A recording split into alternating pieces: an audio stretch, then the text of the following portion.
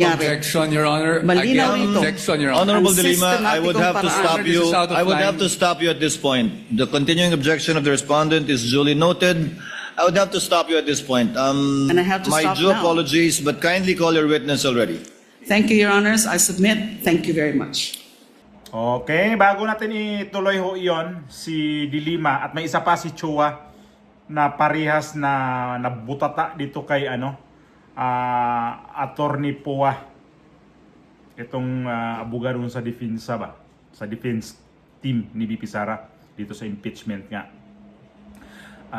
Mamaya siguro napanood niyo to itong nangyari kanina sa impeachment. Ako hindi ko napanood yung impeachment kanina sa ngayong araw na to kasi nasa kami kanina sa syudad kami kasi nga mayroon kaming mandatory check-up sa kumpanya.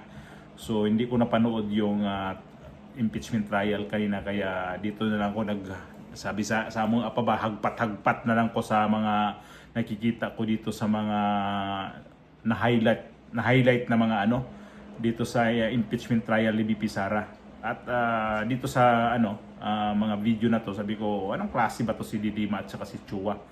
Mamaya ituloy ho natin yung mga video na yan. Shout out muna tayo dito sa ating mga subscriber na nandito ho lagi sa ating mga kasamahan ho dito sa ating YouTube channel. Maraming po salamat sa inyo sa mga datihan ho dyan, mga madam at saka mga sir. Magandang araw po sa inyong lahat, sa inyong suporta at tiwala. Maraming salamat po sa inyo. At sa mga subscriber po natin na bagong dating at sa mga nagpahipi-hipi dyan o kaya mga silent subscriber, maraming salamat din sa inyo. Sa mga kababayan ko dyan sa Pilipinas, lalo dyan sa Bohol.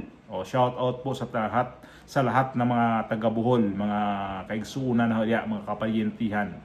At mga OFW, shout out sa ating mga kapwa OFW na nandirito ho lagi din sa ating YouTube channel. Kanina nga, nasa kami, hindi ko nakatutok talaga sa impeachment kanina. Sabi ko, mamaya na lang siguro. Pagdating ko, maghanap ako ng mapariak. At saka ito na, ang ginagawa ko ngayon na mag-react ako dito kay Dilima. Kay Dilima muna tayo.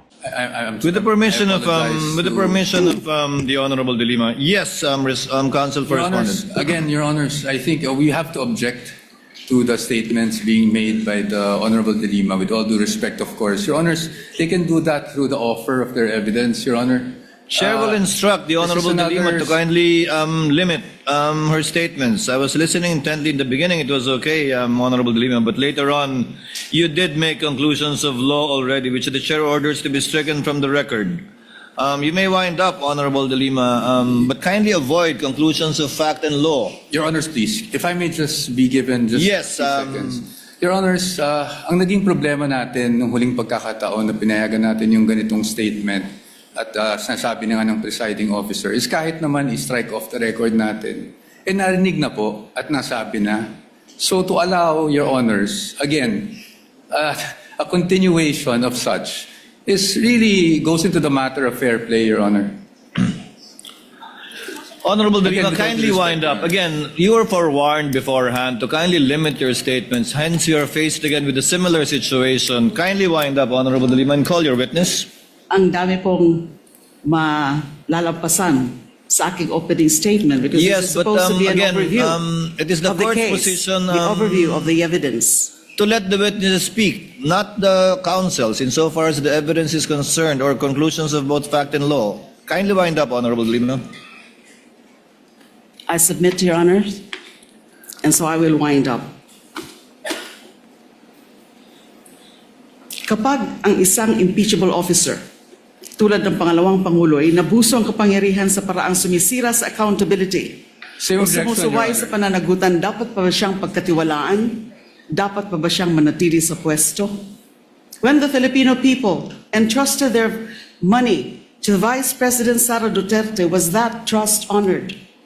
That question will not be answered by politics, by general denials, by press releases. It will be answered by the witnesses, by the documents, by audit, and by the evidence, and the prosecution is ready to present it. sa kabuuan ng ebidensya, makita ang hindi lang mga simpleng irregularidad ang nangyari. Objection, Your Honor. Malinaw Again, ito. objection, Your Honor. Honorable Ang De Lima, I would have to sistematikong stop paraan. you. This is out of I would line. have to stop you at this point. The continuing objection of the respondent is duly noted. I would have to stop you at this point. And I have to My stop due now. apologies, but kindly call your witness already. Thank you, Your Honors. I submit. Thank you very much. Ito si Dilima, ilang beses pa na ito na warningan na ni Escudero. Hindi sumunod. Ulit pa din. Nung ano na siya, ay di pinatigil siya. Di tigil, talagang tumigil siya. Hindi ibig sabihin hindi umubra dito kay Attorney Poa.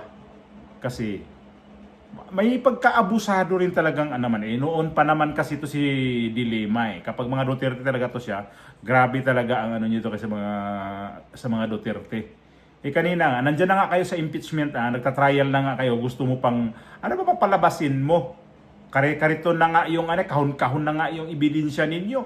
Ngayon, ano ka pa dyan?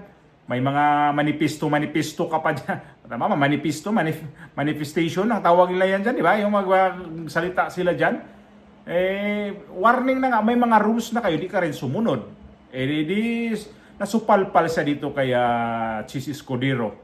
Good job, Presiding Officer Escudero. Magandang ginawa mo dito kay Dilima. Umabuso At ito, si Attorney Pua, ay nako, hindi umubra ang angas ni Dilima kaya dito kay Attorney Pua. At ito pa isang abogado na hindi ko alam kung abogado tong inchik na to. Ito si Chua ba? Itong sa Maynila. Panoorin ninyo. Kunting video lang to. Finished with direct cross counsel for respondent, Attorney Po. Your Honor, just one or two questions for cross. You may proceed, sir, with your cross-examination. Thank you, Your Honor. Madam Witness, kanina po, kayo po ay kapagsabi na lumabas po sa fire exit sa backroom. Yes, sir. Lumabas po siya sa fire exit dahil po ang land bank ay actually nakadikit sa DepEd compound, hindi po ba? Yes, sir. At lumabas po siya doon para po sa kanyang safety siguro at hindi na po lumabas sa publiko pa dahil nasa loob na po ang DepEd. Ng Yes. Objection, Your Honor. Incompetent. If she As an knows, answer. witness may answer. Only if you know, Madam Witness. The question again, sir? Lumabas po siya sa fire exit dahil safer po yon dahil nasa loob na po siya ng DepEd. Tama po ba? Yes, sir. No further questions, Your Honor. Redirect. No redirect. Mag-object ka lang na mag-object, ayusin mo. Hindi po. O ngayon, pinaulit ni Presiding Officer Escudero. Wala. Mayroon ka bang Wala na. Ingot, no? Kaingutan mo. Kung hindi ka talaga ingot, bakit ka patayo ng kung to ba? Mabanggit lang natin itong pinagawa niyang barangay hall dyan sa gitna ng sidewalk. Ingot ka talagang congressman ka. Itong si Dilima, ayon, dalawang dito sa prosecution na binalibag nito ni Attorney Pua. Ang galing ni Attorney Pua, Sa lahat ng abogado, sa lahat ng abogado, ito ang pinakagusto ko rin to si Attorney Pua. Malumanay magsalita, magaling, at walang binabasa to. Ayaw niya yung may binabasa daw kasi lalo siyang parang siguro naguguluhan siya lalo.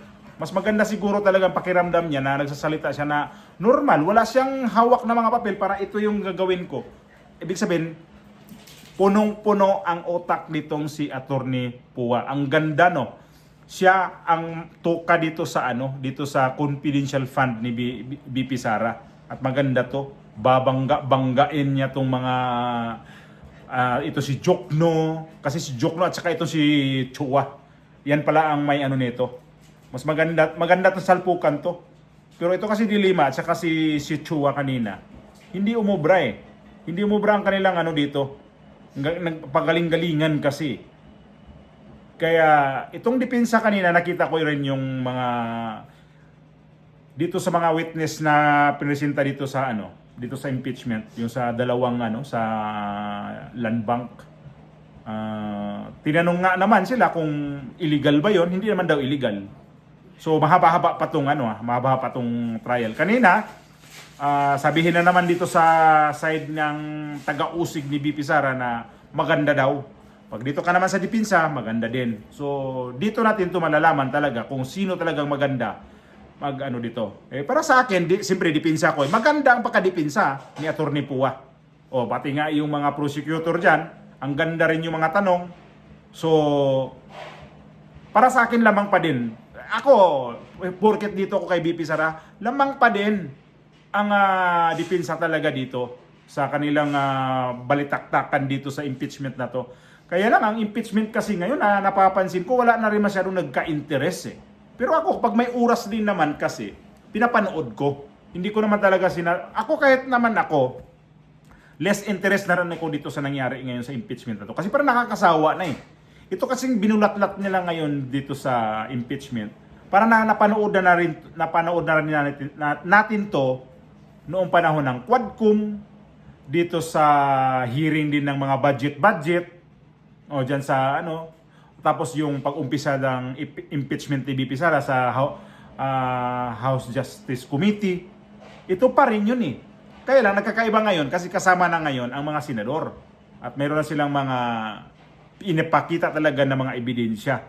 Kaya sabi ko, kung ano na lang makita ko dito sa impeachment, dito talaga nung pang-ilang impeachment talaga na nakatutok ako hanggang pang-ilang impeachment ngayon, pang-11 Tama ba? Pang-11 o 10? Pang-11 yata. Doon ako nakafocus talaga hanggang 8 yata. Talagang nakafocus ako doon kasi wala akong masyadong trabaho. So, sabi ko nakaw ako, nood ako ng impeachment na live para talaga. So, ngayon bandang huli na parang nakakasawa na rin. Ito ngayon, ito na naman yung toka ngayon nga, itong si Michael Pua. So, in fairness naman, itong abogado na to, magaling ho talaga to kasi ito yung spokesperson ni BP Sara noong panahon sa DepEd pa si BP Sara. So, kahit ako nung siya nakita ko nung nakaraang linggo na siya ang hahawak nito ngayon sa itong kaso na to tungkol dito sa confidential fund. Sabi ko, ang laking ko dito, sabi ko, ito maganda kasi si Michael Pua ang mag-cross-examine. Ganina nga nakita natin, may mga cross-examination siya dito sa sa mga manager ng bangko. Ang ganda ng ang ganda papakinggan yung mga cross-examine niya. Maganda. At maganda to kasi nakikita ko dito sa kanya, may utak talaga. Matalino itong si Pua. Lahat naman ng mga abogado ba naman, hindi ko yung matalino. Pero sa kanya-kanya kasi diskarte. Ang lahat matalino, kahit pa niyan, gaano ka katalino, kung hindi mo sabayan diskarte, wala din. Kaya si Michael Pua nga lang ay madiskarte. Mayroon talaga, alam niya ang kanyang diskarte kung paano niya idipinsa itong kaso na to. Kasi ilang kaso yan ni BP Sara dyan sa impeachment. So, in fairness naman dun sa mga nauna, magagaling ho din yun. Pero hindi ko sinabi na hindi magaling din sa diskarte. Magaling din sa diskarte. Si Matibag nga eh. Ni Matibag doon? Tibag na tibag si Matibag doon eh. Yung mga NBI doon eh. Yung si Binluan, ang galing din yan. Sabagay hindi nga sila natin sabihin na hindi yan magagaling kasi kinuha ba naman ng Vice Presidente yan. Sila ang didipinsa sa kanyang kaso dito. So abangan ho natin to. Itong ako kung may manood ako pero pag wala, so manood na lang ako sa mga replay diyan.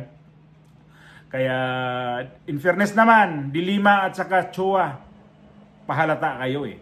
Pahalata talaga kayo sobra. Magagalit pa naman to siya pag sabihin na bias. So kaya sa inyo trabaho ninyo. Pag trabaho ng depensa, kapag trabaho ng depensa, di trabaho din ng depensa. Yung mga diyan. Huwag na kayo magalit pag sabihin ni Robin Padilla. Yung ibang mga tao dyan, nagagalit yung kay Robin Padilla. Kasi nga daw, parang hindi naman daw abogado. Pa yung abogado. So, buti nga dito si Robin Padilla, naririnig natin ang boses nito. Naririnig ko ang boses ni Robin Padilla. I-compare natin dito kay Lito Lapid na hanggang ngayon, ghost senador pa din. Wala! Ay nako nga naman talaga itong si Lito Lapid. Mag-ambag ka naman ng mga tanong dyan, Lito Lapid. Walang ambag eh. Kahit interview, wala pa din eh. Hindi pa rin makakaambag. O siya, salamat sa inyong pagtambay saglit dito sa ating YouTube channel. Kita tayo sa sunod na mga vlog natin. Ingat po tayong lahat.